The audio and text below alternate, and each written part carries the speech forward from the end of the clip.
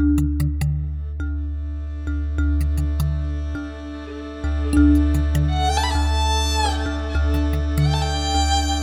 morning, I'm pleased to have the honor to introduce our speaker.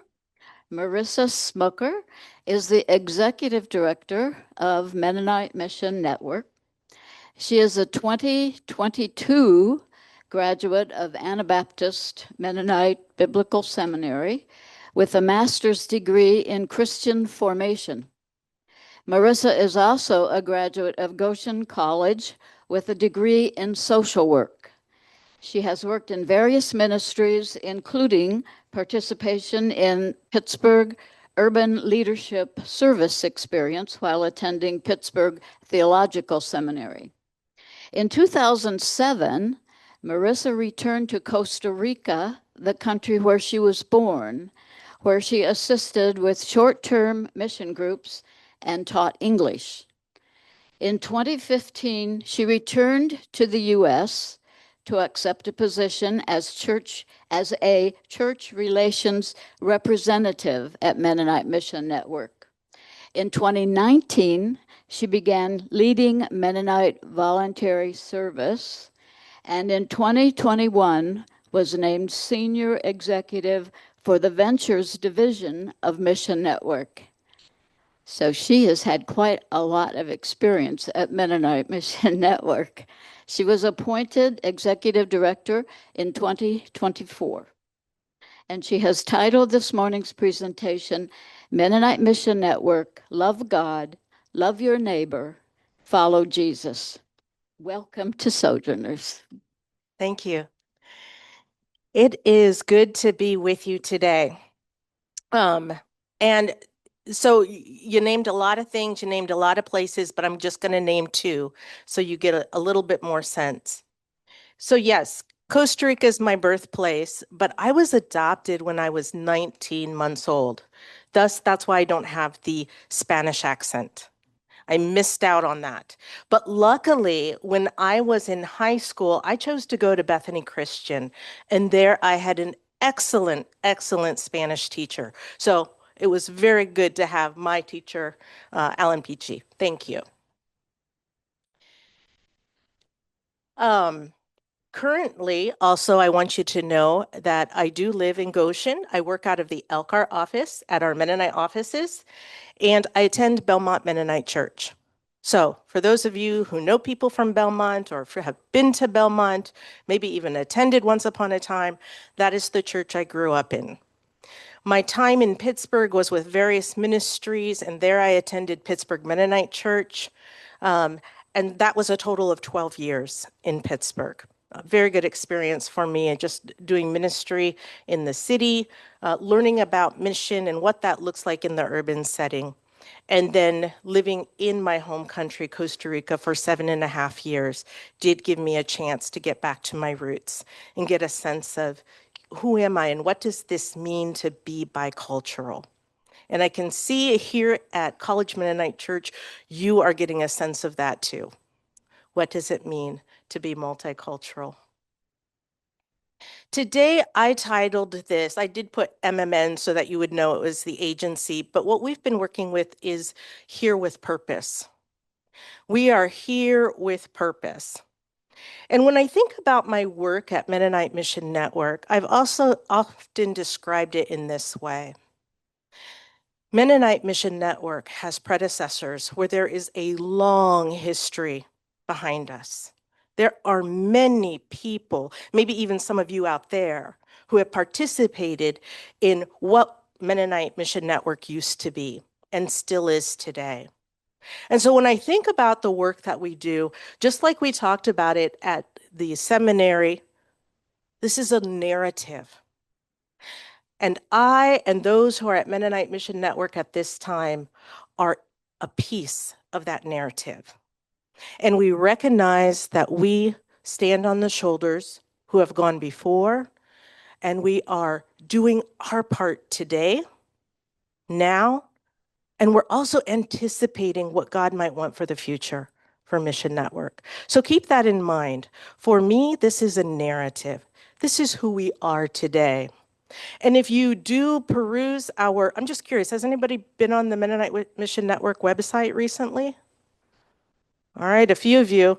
So if I were to come back next Sunday, my hope would be all of you have your hands up, okay? I say that because what I also want you to understand is oftentimes when we come and we talk about our work or when mission agencies talk about the work, we do focus on our workers, our partners, our service participants. But I also want you to know that I have a great love for our staff. Our staff who is the support of what we do. Our staff who is working at an agency that knows that they could be someplace else earning a lot more money, right? But they believe in what they do, they believe in what the mission is about, and they believe in the church. That's key. And so when you do, notice the action word there, when you do get onto the website, I want to make sure that you go to the staff directory and you take a look at the faces and the names of the people. Now, the thing that you're going to be surprised at is you're going to look at it and you're going to say, I don't know these people.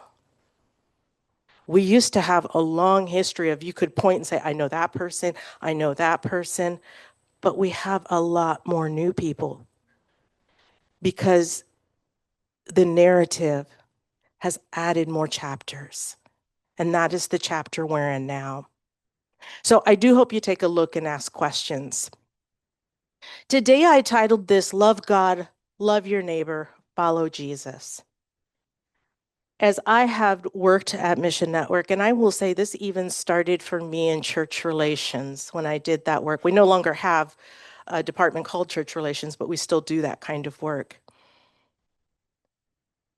It reminded me to pay attention to what is God doing in the world. The mission agency is a reflection, an expression of what is happening in the church.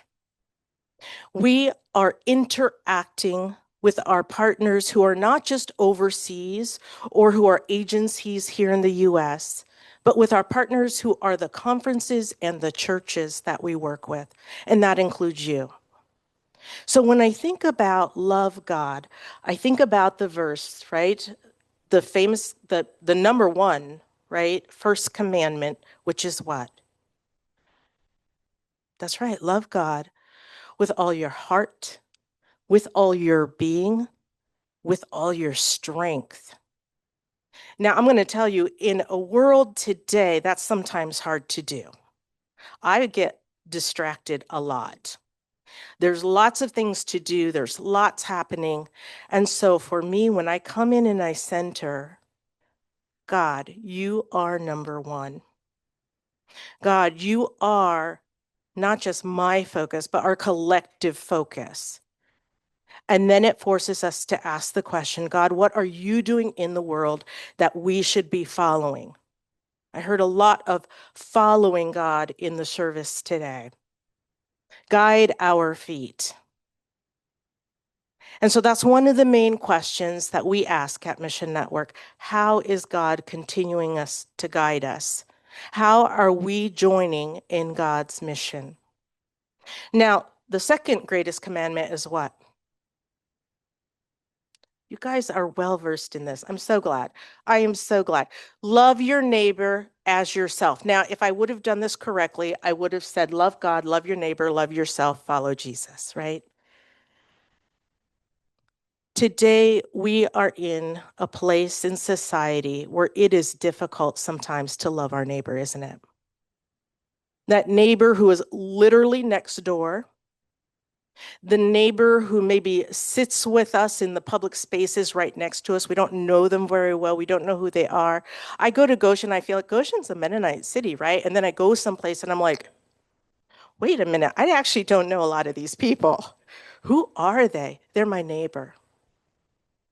What does it mean to really love your neighbor? What does it really mean to care for your neighbor? Not just the ones here in the city, not just the ones in our state or county and our state and our country, but across the world. Anytime I encounter someone else, I am loving my neighbor. And that is hard to do. So I put these two up because I want to recognize that they are hard commandments, but they are also the foundation of what we do and what we keep striving for and how we keep following Jesus in that way. The last one, follow Jesus, I added for two reasons. I'm going to be honest, because I remembered that was our key theme for Mennonite Convention. But as Anabaptists, the way that we read and interpret the Bible is through the lens of Christ. Follow Jesus means let's literally look at the Gospels. Let's take a look at what Jesus was exemplifying, modeling for us in ways that we could follow. Today, Talasha was asking, oh man, I wish they would have had worship and told us exactly how to worship together. We didn't quite get that, but we do have direct examples from Jesus letting us know how to love God, how to seek God, how to love our neighbor. And so it's a reminder to us we need to keep looking and asking together. And that reminds us of one of the Missio Days that we have. What is an Anabaptist Christian? Have you guys looked at that? All right, some of you, yes. By the way, there's a 500 edition out. Since this is Anabaptist 500, you might want to take a look at that one because we've added a few stories, about 4 or 5 stories from our international representation. So in that, Palmer Becker highlights what? 1, Jesus is the center of our faith. 2, community is the center of our lives, right? And I would even say for this week, swap out community with our neighbors, because ultimately that's what community is. I have a lot of communities. I have my Belmont community. I have the community where I live. I have my community of friends. I have my community in Cartago, Costa Rica. I have my Mennonite World Conference. It just goes on, right? These are my neighbors. So as you think about that, community is the center of our lives. Put in there little parentheses, neighbors. And the last one is reconciliation is the center of our work. And as I think about the word reconciliation, some of the words that come to mind are resolving things, coming to agreement, making the things congruous. This is what God is calling us to this work. We're not there. It takes a lot of hard work. We're not there, but we're joining God in that reconciling work. So as I move through a little bit how we do this at Mission Network, I'm going to go through the slides. It says start. I don't know what maybe I'm not moving through the slides. Hold on. Did I do something wrong?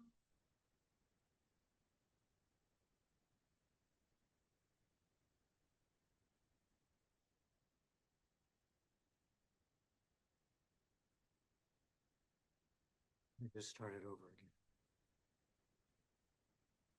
I'm going to try sharing the screen and see if that works.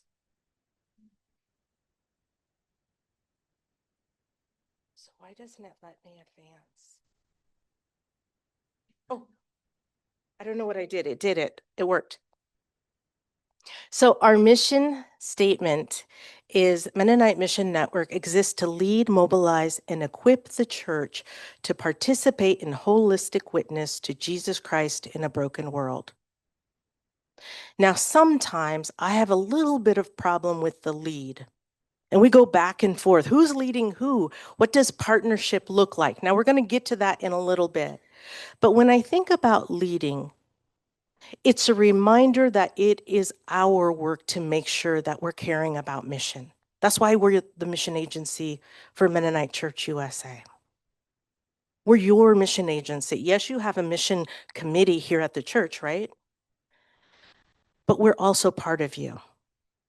And so that leading involves listening.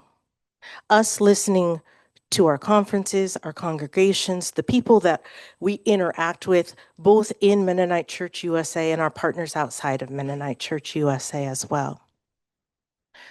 So the leading is our reminder that this is our work that we need to continue to lean into. Our mobilizing is, how do we come together? How do we network? And the equipping is, what do we need to keep helping people to be able to serve, to be able to love their neighbor, to care for their communities, to care for our broken world? Can I?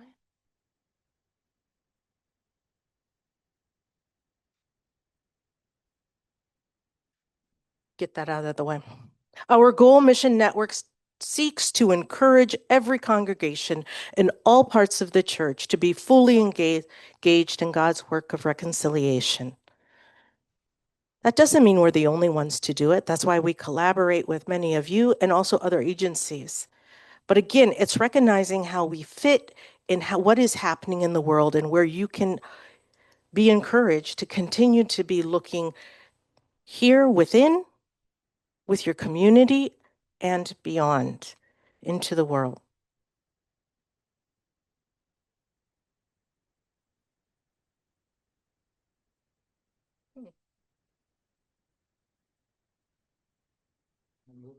Mm-mm. I don't know if this gets stuck.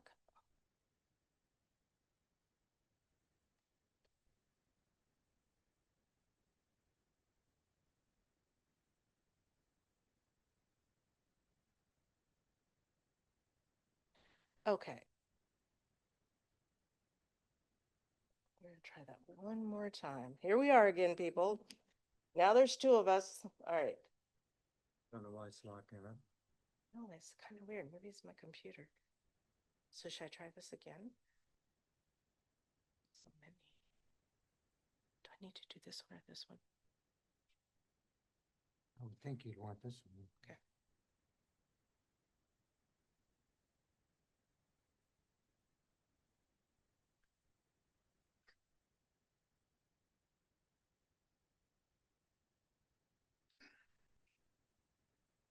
Doesn't want to go forward.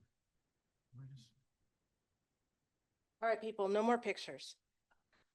But I do need the PowerPoint to keep my thoughts focused.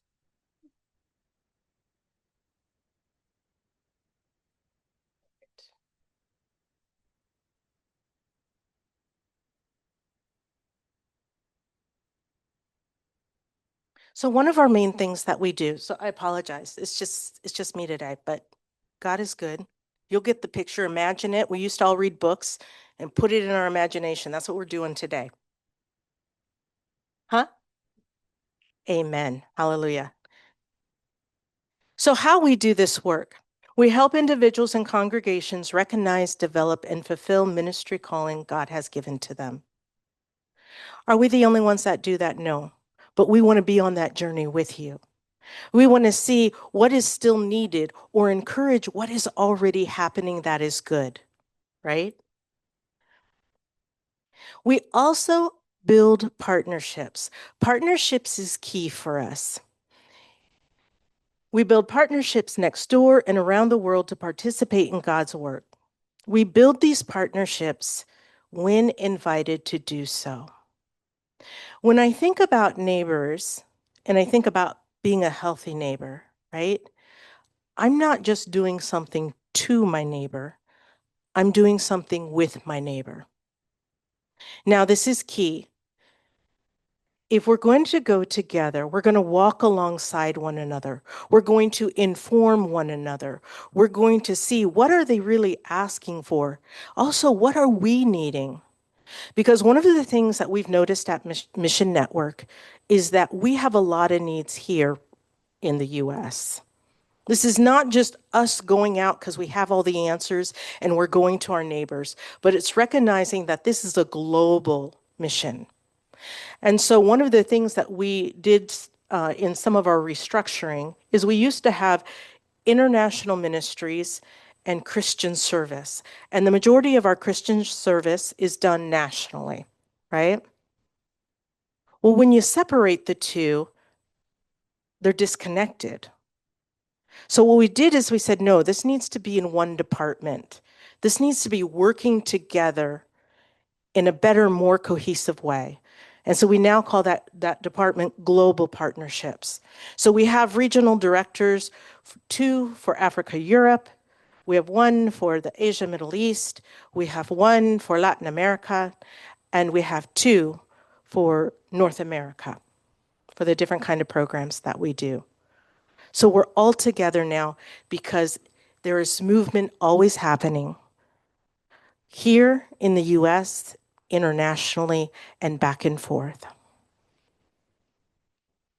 We listen to and meet people where they are through two-way mission. Their contexts matter. Their approaches drive our actions.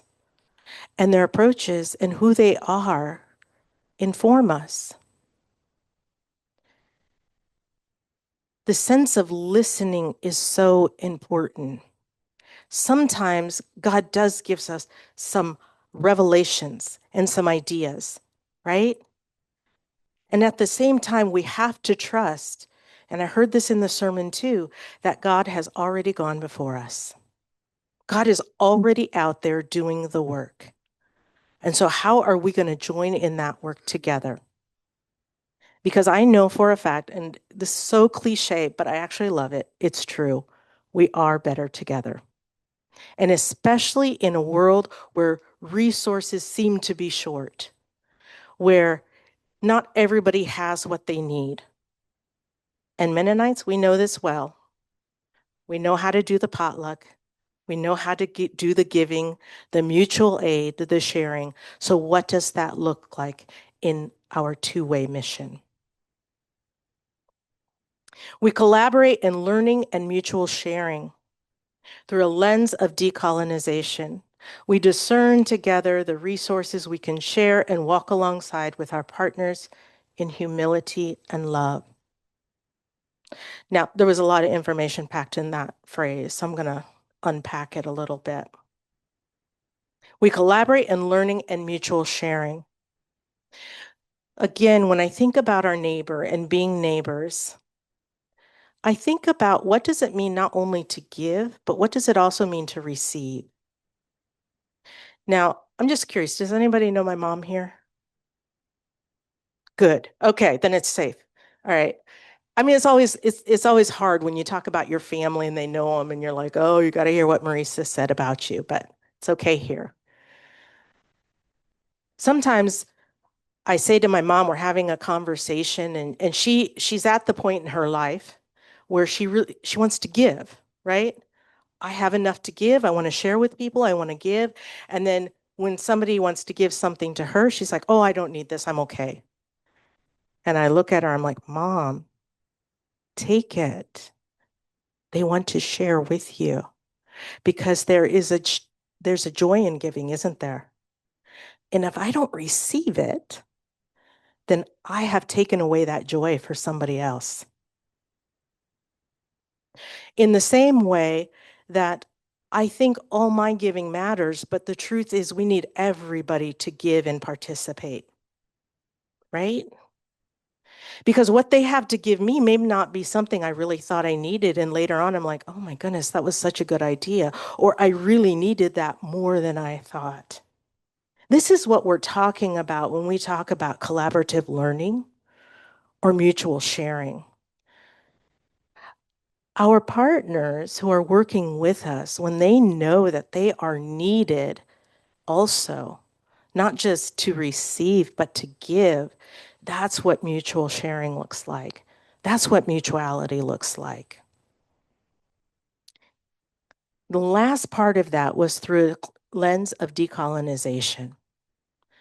Oof, that's a tough one, y'all, right? This is work.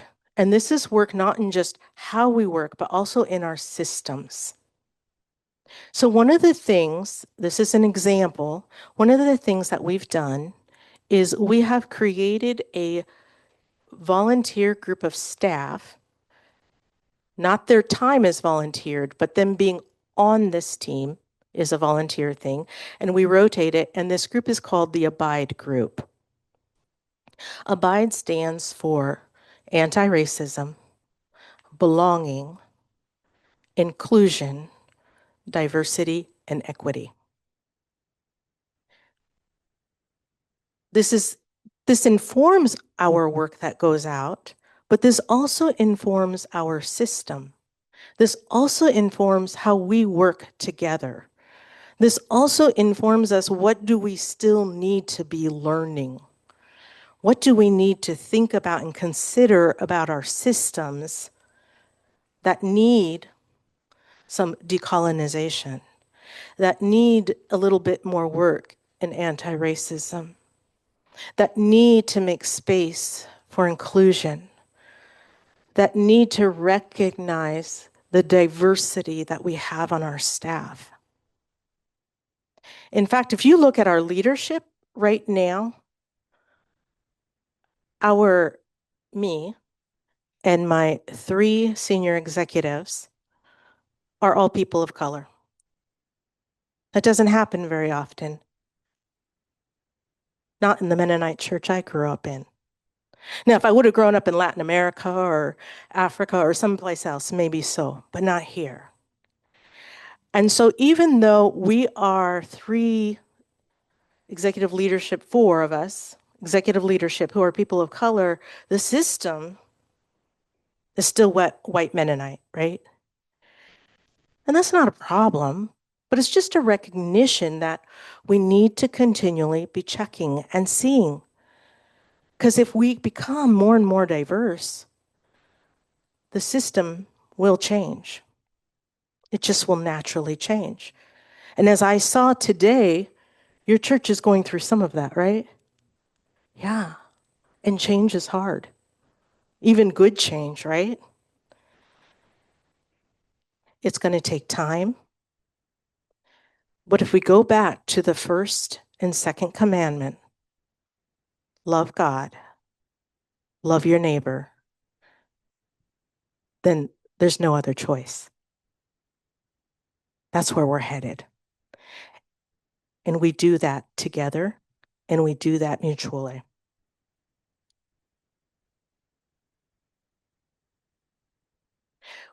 When I talk about the we, it's easy to say we at Mission Network, and of course I'm thinking of our staff, and I'm thinking of our workers, and I'm thinking of our participants. But the reality is, the we is all of us. Because one of the first things I said is, we are an expression, we are the work of the church. So when I think especially about our short-term and long-term service workers, that's what we call them these days. Back in the day, we used to call them missionaries. So there's been some changes, right? So now we call them service workers. They're around the globe. And so when I think about when our service workers go and work with other partners, that's our we. The partners become a part of us. When I think about those units that we have for Mennonite Voluntary Service, Service Adventure, or the agencies that we work with for SOUP, those are our partners. That is the we. When I think of those who look at our website, read our information, want to stay involved with what we're doing, want to be a part of our prayer vine, that is the we. The people who pray with us, who follow us, this is the we. And just to give you an example of some numbers, because I know many places often ask me the numbers, so I'm going to give you some numbers too. At this present time, and it's always changing up and down, we're approximately 205 different global partners. And again, global, right, is both national and international. So we're in 27 states and in 46 different countries. So I don't want you to mishear me. Being in 27 different states means that we either have MVS, Mennonite Voluntary Service, not to be mixed up with Mennonite Disaster, which was talked about there, Mennonite Voluntary Service, Service Adventure, and also SOUP. Now, I have a little quiz, and unfortunately, there's no prize, but it's still a quiz nonetheless. What does SOUP stand for? Oh, you're so close, but that is excellent. Is with our partners. With. It used to be, does anybody know what it used to be? Right? I know. That wasn't very inclusive, was it? So we found that more and more families were starting to do SOUP. We found that especially, after COVID, when some people were in between jobs or maybe teachers who have some summertime. I mean, whatever break you have, we found that younger people were doing it too, or families were participating. So that's how we came up with our partners. So we still kept SOUP and we went on with our partners.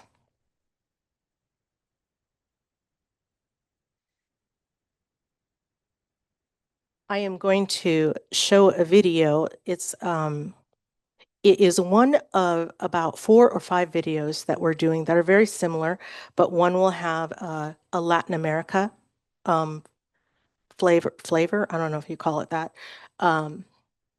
Africa or Europe, or in this case, I'm doing the one that is North America.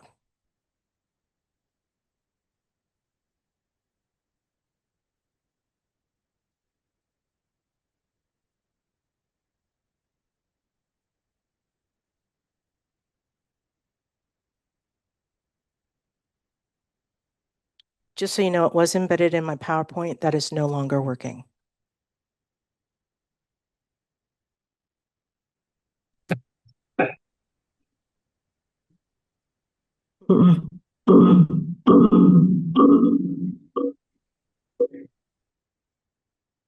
Okay, so while you're watching the video play through, imagine the wonderful music and all the words that it's saying, and this will get you on our website when you go home. I'm not sure why it's not working. But one of the things I want to highlight is you saw 2 people on there. There is a husband and wife team that did SOUP for an entire year. So that might be a goal for some of you, just FYI, if you have the time. And Alex Mace is currently our Mennonite Voluntary Service Director. Right now in MVS, we have 3 units. We have San Francisco, we have Alamosa, and we have Tucson. These are 3 of our longest standing ones. And in fact, the First Mennonite Church of San Francisco just celebrated 50 years as a church, which Mennonite Voluntary Service is very much a part of that, because that's some of who started the church and continues to be an integral part of their church. So I'm just going to stop the video because it's really not helpful. I want to leave space for questions, things you thought of, maybe even comments. I want to learn from you today. I've been giving a lot of information. But what are some questions that you have, wonderings that you have?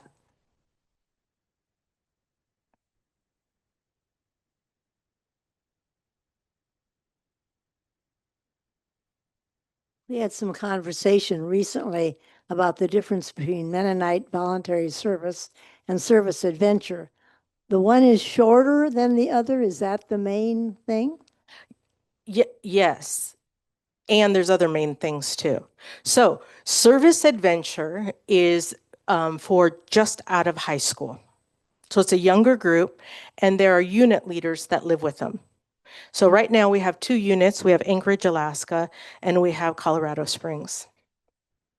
And then Mennonite Voluntary Service, and I say it this way because you don't have to go to college to go into MVS, but it is that age group that is just out of college. Sometimes we have had people participate either in Service Adventure or MVS, where they've done a little bit of college, they just need a break and they want a gap year. And so, yes, depending on their age, then they have joined either MVS or Service Adventure. And Service Adventure is 10 months and MVS is a full year. MVS, you can sign up for 2 years, and there has been every once in a while somebody who has gone for 3 years. Other questions?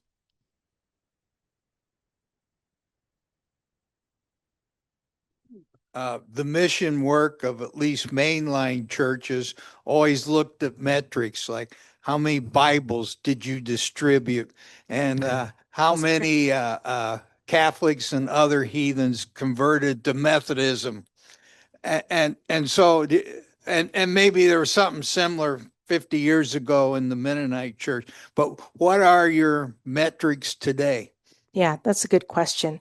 Part of the metrics comes in the partnership work, right? Which when you start looking at relationships, how do you quantify that? And part of the reason I keep talking about that mutuality is seeing who shows up and what kind of partnerships do we have. So for instance, one of the partnerships, and I'm glad you mentioned this, that I want to mention is AMBS, Anabaptist Mennonite Biblical Seminary. And I mention this because this is an intentionality that we didn't have in the past, or at least maybe we had it, took a break, and now it's back again. Because I recognize that I'm still young. Yeah, and so I don't always remember what's in history. But right now, we are intentionally working with AMBS's Leadership Collaborative program, where they are going to other countries and to seminaries and helping with teaching. We have Joe Sawatsky, some of you might know him, who is one of our specifically staff people who works in that liaison work and goes with them often to the other countries. But the reason it's an important collaborative is that depending on their country they're going to, then we're also having our regional director connect as well, so that we're actually so it's a partnership between where they're going, AMBS and Mission Network. And so part of that work is how are we doing some of those metrics, right? How are we doing it differently? Paying attention to what the world is needing at this time. Another one is starting new programs. So one of our newest programs is Just Peace Pilgrimages. Now I know at least a group has gone from College Mennonite Church. Oh, did you participate? Awesome. Which one did you go on?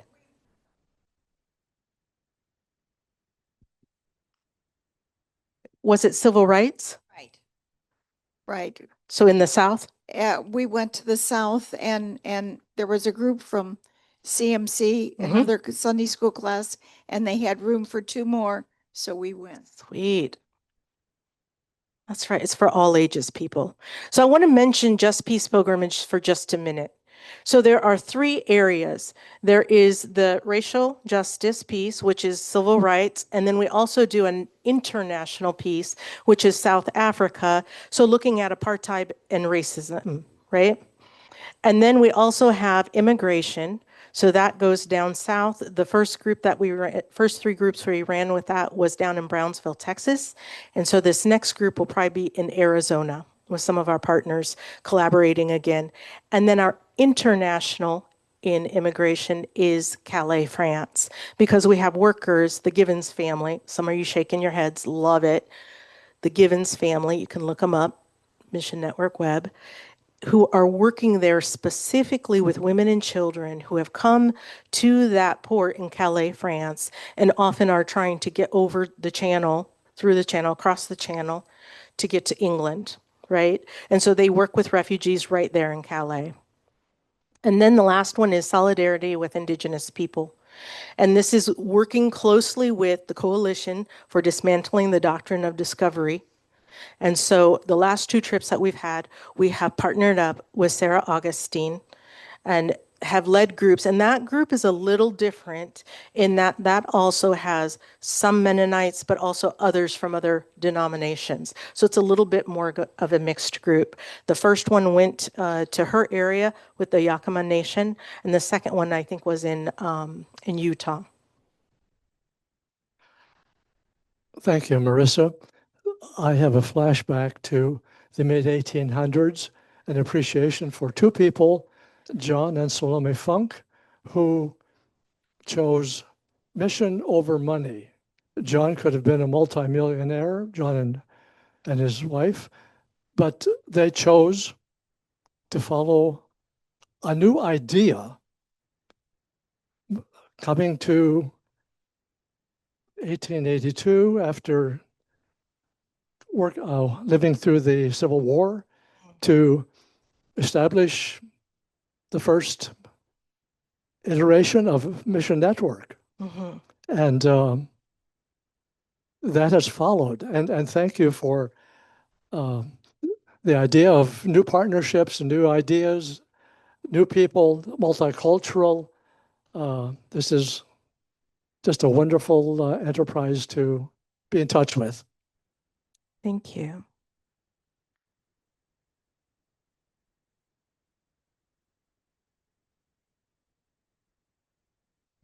Mennonite Board of Missions used to send missionaries Mhm. to evangelize and plant churches. Mhm. Have the partnerships developed out of that ministry where the churches now are established? And so MMN is partnering with those international churches. Yes, and they are still doing church planting. But the difference is now those churches, right, in their context that want to plant the churches are saying, hey, we still want you to walk with us, right? And so then we go with them, but it's not us planting U.S. churches over there. It's them choosing and knowing their context and understanding the people that they want to reach. So it's often too where we would say, oh, well, we've planted the church, you're off and on your own now, so you don't need us anymore, right? So it's not about that we're building a codependency, but we're looking at what does it look like to continue in partnership. One example of that was in November of last year. I went to India, and in India, they were having a celebration of 125 years of partnership. That's a long time. And now it was my first time in India. And so when I went, they had the videos of the missionaries that had first come over, right? And they did this several times because different people had presentations. And as I saw the videos go, what was so exciting is how slowly they still honored and respected and very much were thankful and appreciated that work of the missionaries. And at the same time, the pictures started to change and the leadership became those from India, right? And they were strong conferences there. And it was good to hear from them what they were doing and what they were still excited about. But when I started out today and I talked about being a part of that narrative, that's how they were talking about it. There's this longer narrative. And even though we're down here in this part of the narrative, we still recognize those who have gone before and how we got there. And the retelling of the story, which almost reminds me of the Jewish people, right? You retell the story again and again. You remind each other of who followed God's guiding. We are at a place in time too, where sometimes that guiding is we need people that stay right here. We don't need everybody to get up and go, right? That going happens here. Another organization that we also collaborate some with is MEDA, right? Well, MEDA is about business people who are helping out in the world in ways of business. Well, we're going to need some people with money there, right? So we need people who have the skills to build businesses, to know what it is to be an entrepreneur. So again, there's so much work out there. So as I think about Mennonite Mission Network, again, it's filling in those gaps, those places where we can help in the areas of leading people, mobilizing, and helping to equip where that is needed. Others.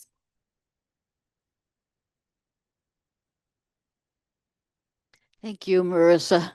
It's exciting, I think, to learn about the new Mennonite Mission Network.